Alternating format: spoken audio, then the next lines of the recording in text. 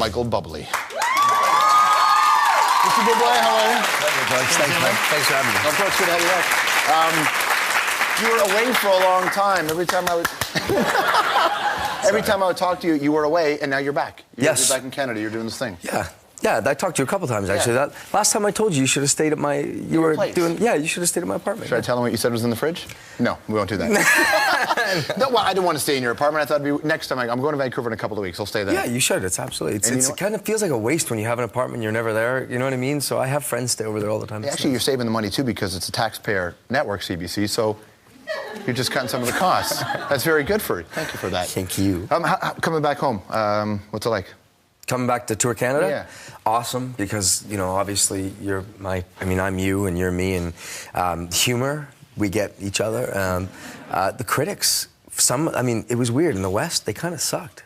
It was so weird. Like, I went to 45 countries, and the show got really, was really accepted, and then I came back and I did the same show and the same thing, and the audience reacted the same way, and yet everything wasn't really a review of the show, but it was like I was compared in a social aspect to, like, he's no Frank Sinatra, and I was like, no shit, I'm no Frank Sinatra.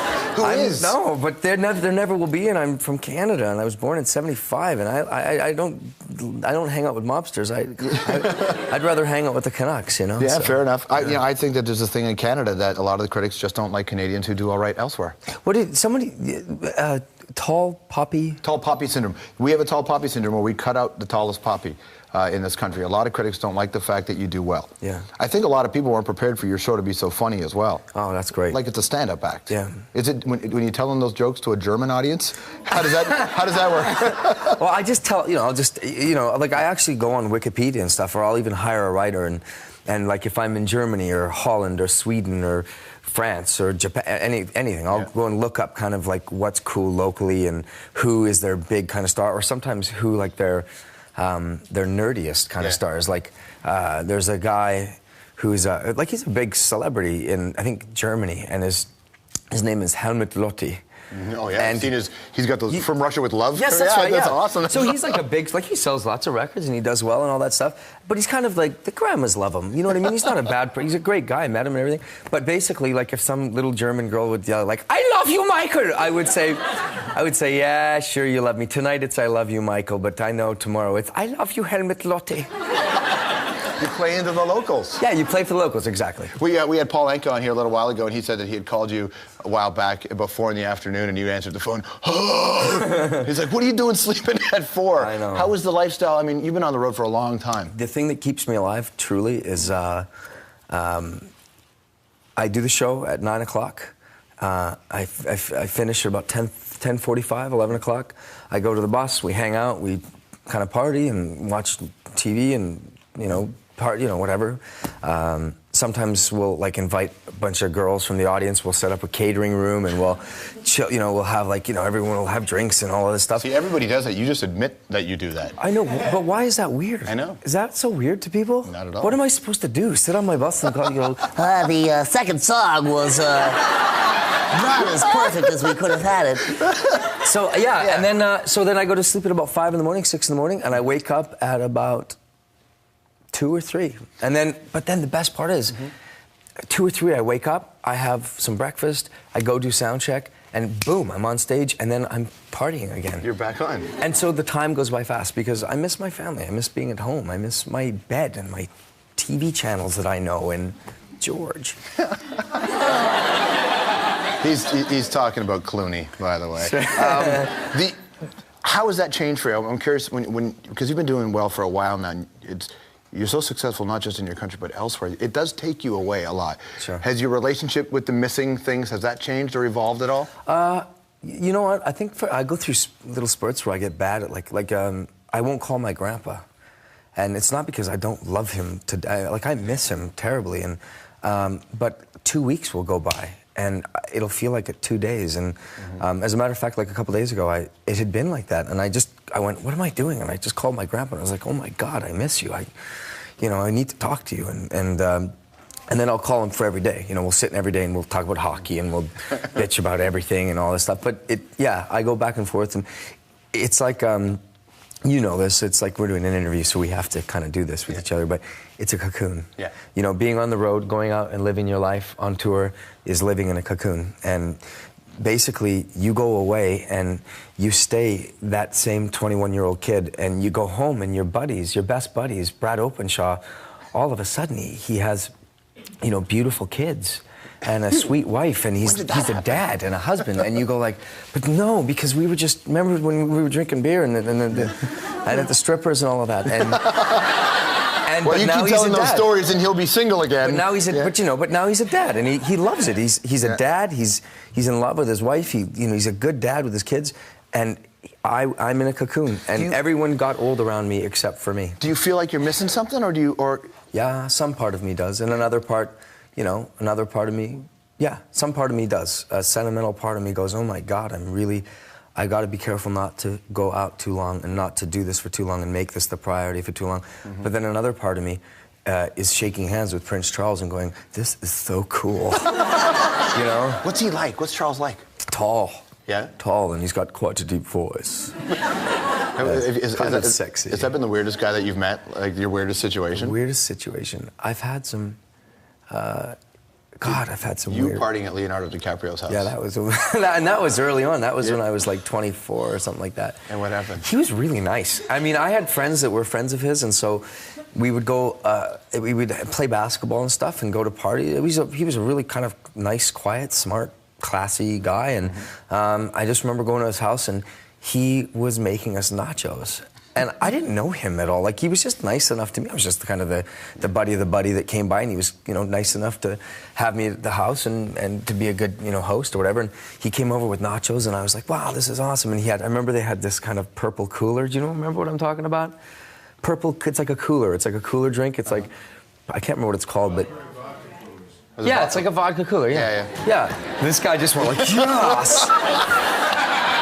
So I was doing whatever I was doing, and you're doing whatever, and you're having this, and all of a sudden I started to get that thing where you start to, like, I think I was taking a pee or something, and as I was doing it, I was doing that thing where all of a sudden the mirror started to, and I started to feel sick, and this is what you're asking me to tell you, right? I want to know, yeah. So I went out and I got sick, all in his yard. You barfed in Leonardo DiCaprio's yard?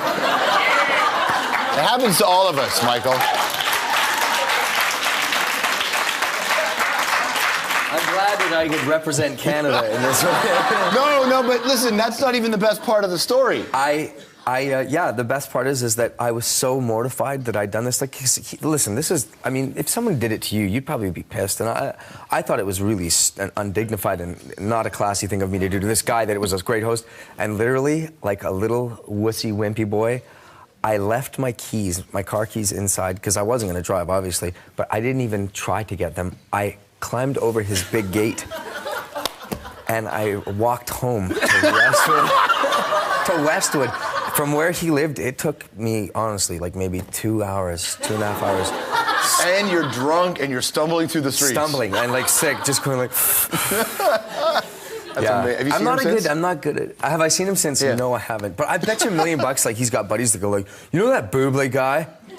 He tells this story about, That's all right, man. Yeah. It'll happen to me someday. Some kid will barf in my pool. And you'll feel like, what's funny, you were talking earlier about the critics referring to you, he's no Sinatra, but whenever they talk about Sinatra or those guys, they always talk about a pack of guys, a group of people like the Rat Pack. Do you feel like, is there another, scene burgeoning where it's not just you and, one other cat doing this, but there's a few of you? No, I don't think it's like, I just don't think it's the same. I mean, listen, at that time, these guys were the pop singers, and that was popular music, and I just don't think that as much as I'm trying to help this stuff get to the mainstream, it's still not mainstream. And I mean, a guy like, let's say Matt Dusk. You sell more records than most rock bands do. Matt Dusk? Yeah, of course, yeah. Good Canadian crooner, right? Totally. We're buddies. I think he's great. He's a good guy, nice guy. I think he's got a good voice, da-da-da. But are we the Rat Pack, or But how about this? I mean, Amy Winehouse, there's this new artist named Duffy who's even better than Amy. They're all doing a sound that's kind of a throwback sound. Sure. And you have a sound that's kind of a classic sound. Do you get a sense that some of that is coming back? Because your audience isn't blue hairs. Your audience is a young audience as well. I think we all do it, man. I think in anything, any kind of art, we go back, we we take, what was great and we try to reinvent it and make it new again. And I mean, a friend of mine was just reminding me that, the Led Zeppelin did the same thing. I mean, critics pooped on them. And, who are these guys? And they're just ripping off blues music and what is this? And, they took a style that they liked and they made it new again. I mean, when I look back at my idols, if I look at, let's just start from, let's say Dean Martin. Dean Martin, his idol was the lead singer from the Mills Brothers, who was this old kind of a cappella group. They were great. Elvis Presley loved Dean Martin. If you listen to Dean Martin, you'll hear these kind of similarities between Elvis when he does these kind of things. And then, look at someone like, let's say, the Beatles, who loved Elvis. And then if you go from the Beatles, you can find someone like Bono, who was, turned on by the Beatles. And how many have come from, being... turned on by Bono, and it keeps going down the list. And if you don't know where you came from, who cares where you're going? That's a really good saying. Good to see you, man. I like that a lot. Micheal Buble, everybody, nice to see you. All right, the great Micheal Buble. Lots more to come on the hour. We'll be right back.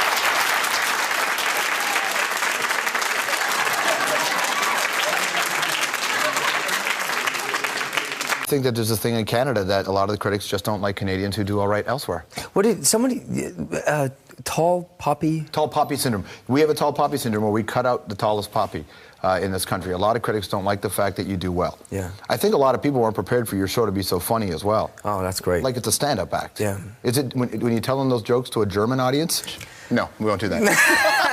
No, well, I didn't want to stay in your apartment. I thought it'd be next time. I'm going to Vancouver in a couple of weeks. I'll stay there. Yeah, you should. It's absolutely. It kind of feels like a waste when you have an apartment and you're never there. You know what I mean? So I have friends stay over there all the time. Actually, you're saving the money too because it's a taxpayer network, CBC. So you're just cutting some of the costs. That's very good for you. Thank you for that. Thank you. Coming back home, what's it like? Coming back to tour Canada? Yeah. Awesome, because, obviously I'm you and you're me, and humor, we get each other. The critics, it was weird. In the West, they kind of sucked. It was so weird. Like, I went to 45 countries, and the show got really, was really accepted, and then I came back and I did the same show and the same thing, and the audience reacted the same way. Micheal Bublé. Mr. Bublé, how are you? Thanks for having me. Of course, good to have you back. You were away for a long time. Every time I would talk to you, you were away, and now you're back. You're back in Canada. You're doing this thing. Yeah, I talked to you a couple times actually. Yeah. That last time I told you, you should have stayed at my. You should have stayed at my apartment. Should I tell them what you said was in the fridge? And yet everything wasn't really a review of the show, but it was like I was compared in a social aspect to, like, he's no Frank Sinatra, and I was like, oh shit, I'm no Frank Sinatra. Who is? No, but there never will be, and I'm from Canada, and I was born in '75, and I don't hang out with mobsters. I'd rather hang out with the Canucks, Yeah, so, fair enough.